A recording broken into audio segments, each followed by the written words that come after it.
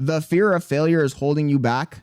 I know that it's holding you back because it's holding me back too. And if a guy like me can be held back by the fear of failure, then anybody can be held back by it. In this video, I'm going to share with you 5 simple mindset shifts that I do in order to avoid getting paralyzed by fear. Everybody struggles with this. It doesn't matter what level of life you're on, you're going to be afraid of failing. It's human nature to be afraid of failing. It's evolutionary biology.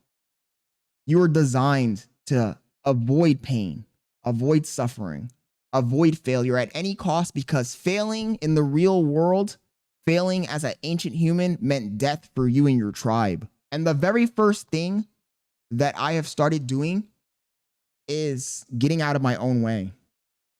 I think that as human beings, we get in our own way a lot. That fear of failing will result in you self-sabotaging. Even in the creation of this video, I was already on the path of self-sabotage, overthinking. You need to stop that. You need to stop playing scenarios in your head that haven't even happened yet, because you're driving yourself crazy. You're driving yourself crazy worrying about something that hasn't happened yet. Thinking about it, planning things out in your head, what you're going to say, what they're going to say. It's craziness. It's madness. It's insane. But a lot of us do this, especially if you're an overthinker like me. You'll sit there and you'll start to play out a scenario in your head over and over and over again. And chances are when the actual thing happens, it plays out completely different than what you imagined in your head. You just wasted all that energy worrying for no reason. It actually destabilizes your entire mindset. It's going to make you more nervous than you really need to be. It's going to have you overthinking and stumbling over your words, stumbling over your actions, hesitating when you're not supposed to hesitate. It's a self-fulfilling prophecy of failure. The harder you think, the more you plan, the more you worry, the worse you're going to perform. The best weapon in your arsenal to combat that overthinking is self-awareness, which in itself is kind of overthinking, but fighting fire with fire sometimes works. Catching yourself when you're doing it and saying, what am I doing? Why am I playing the scenario in my head? Why am I overthinking? Why am I hesitating? And snapping out of it. But if you don't let go, if you don't let it just happen, just trust the process, stop worrying, then you're never going to get to it. You're never going to complete the task because you're never going to start. A lot of people fall into this analysis paralysis, and they never begin that journey that they needed to do in their life to become the person that they needed to become. Fear and regret govern their existence. The second thing I've learned to overcome this fear of failure is just being yourself. A lot of people are afraid to be themselves. A lot of people are super performative. Right now on YouTube, we're struggling with this performative male and female. People coming on here pretending to be something they're not, to manipulate people into buying a course or following them. I fall into this too. There's plenty of times that I turn this camera on and I find myself being super performative, even in this video. And I'm trying to be the most authentic person I can be, but it's extremely hard. But being yourself is one of the hardest things you can do on this planet, in this life, because everybody tells you to be yourself. But when you start really being yourself, everybody pushes back. But if you don't become yourself, if you don't find out who you really are, if you don't focus on becoming that person, you're never going to get to your goal because you're always going to be afraid. The fear of rejection is the #1 thing stopping most people from reaching their goal. They're too afraid that other people are going to point and laugh at them, that it's going to be cringe. Do you know how many times I make a video on this platform and I get that comment, oh, this is cringe. Oh, Unc, you're too old for this. This is cringe. I get this all the time. If I'm walking through a crowded mall with my camera vlogging and people are looking at me, people are laughing, people are pointing, what does it matter?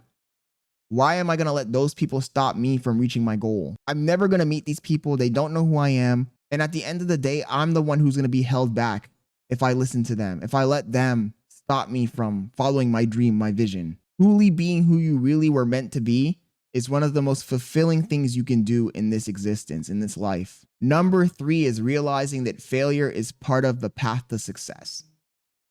You can't reach success if you don't fail. You need to fail. Failure is the cost of success.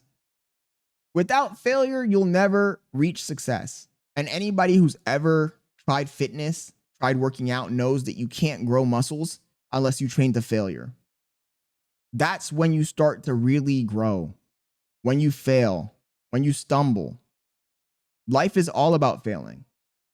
Any person who achieves success without failing has not learned the lessons to reproduce their success. The humiliation of failing will only make you stronger. And I say fail in public. Don't even fail in private. A lot of people on here, a lot of people on YouTube that will have a similar message to mine will tell you, go fail in private. Don't tell people what you're working on. Don't tell people your goals. I say do the opposite. Tell everybody your goals. Tell everybody your vision. Tell everybody what you're working on so that when you fail, the pressure that will cause in your life will push you to try again even harder. Nobody wants to fail in front of other people. So when you fail in front of other people, you're going to get back up and try again just to prove them wrong. At least that's the kind of person I am. I'm not going to fail and let the haters have the opportunity to point and laugh. You just got to recognize that in order for you to reach success, sustainable success that you can reproduce, you need to fail. Failure is what separates the person who worked hard to achieve success from the people who just got lucky. Number 4 is to just go do it. Just like I just turned on this camera and started talking, that's what you need to do too. You just got to do it. Too many times we stop ourselves right before we hit success because we overthink and we are afraid to just start. Starting, just jumping on something without worrying about the consequences of your actions, without analyzing the pros and cons, is a superpower. It's a superpower that many people don't have because the pain of failing is too much for them to bear. But you need to get over that. When you sit around and you plan, you're procrastinating. It's a cope. It's a mental trick.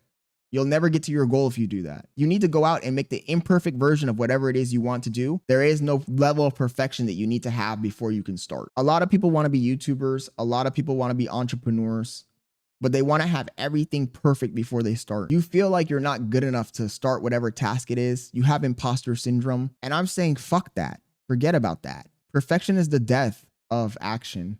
I've said that many times in many videos. And I'll say it again. If you wait till you're perfect, you'll never start. This video I'm making right now is going to have a lot of cuts in it. You know why? Because I'm not perfect. You need to get stupider. This is why sometimes you'll meet somebody who's an idiot and they'll be a multimillionaire because they didn't think through all the ramifications and consequences of their actions. They just did it. They just went out and built whatever they wanted to build. They just started whatever business they wanted to start. They put themselves out there.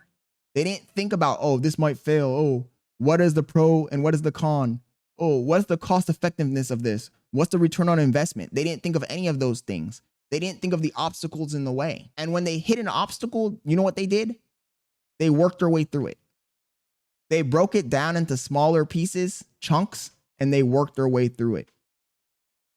Every single time I've just started doing something and I've hit an obstacle, I've always been able to overcome the obstacle. You set out on a journey and there's going to be ups and downs. There's going to be things that stop you along the way. And it's your job, if you really want to meet that goal, to learn what you need to learn in order to get over the obstacle. And the best thing about it is once you get over that obstacle, you've learned something new, you're stronger than you were before. Most people that get lucky can never repeat the steps again. It's like a one-hit wonder.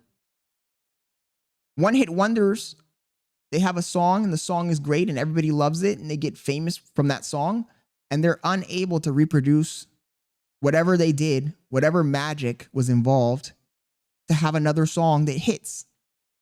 Versus the artist that failed many times and struggled and got hate and got laughed at and got humiliated because they followed their vision of trying to become a musician and then finally gets a good song. That person who went through all the trials and tribulations, they've learned the skill. They're stronger than they were when they started. And they'll have a higher chance of reproducing the same thing again and again and again and again. I pity the people who get lucky. I don't want to get lucky. I tell my audience all the time that as a YouTuber, I need to fail. The more I fail, The further away the goal gets from me, the stronger I will become. It's like running a marathon. It's not about getting to the goal. It's about the journey. It's about being able to learn along the way. And who knows, maybe I never become a giant YouTuber, a giant streamer. Maybe I become a motivational speaker. Maybe I become a corporate speaker. Who knows what I'll do with this skill of talking? It doesn't matter. All that matters is that along the way, I learned how to be a better speaker. But a lot of you guys, a lot of us get lost along the way and we focus too much on the goal. And that leads me to point number 5. Don't focus on the goal. Focus on the journey. Focus on getting better at the craft. When you focus on something that you're truly passionate about and you really put your full energy into it and you don't focus on the goal, you succeed. Every time I've gone out and tried to do something and I haven't focused on the goal, I just went out and did something, the goal happened by itself. I didn't have to focus on, oh, I want to make money. Oh, I want to get a supercar. Oh, I want to do this. I don't want to do that. No, I just focused on whatever the actual thing was. And when I became an expert at that thing was able to generate the money. What I'm trying to say is that a lot of people focus on the end goal and they forget that they need to focus on the details needed to become successful at what they're doing. They need to become the best at what they're doing. And if you're not passionate about the thing that you're doing, stop doing it. Go do something else. Go find out what your actual passion is. I really think that anybody can become rich, anybody can become successful, anybody can reach their goal if they just find what they're really passionate about and really hone in on that.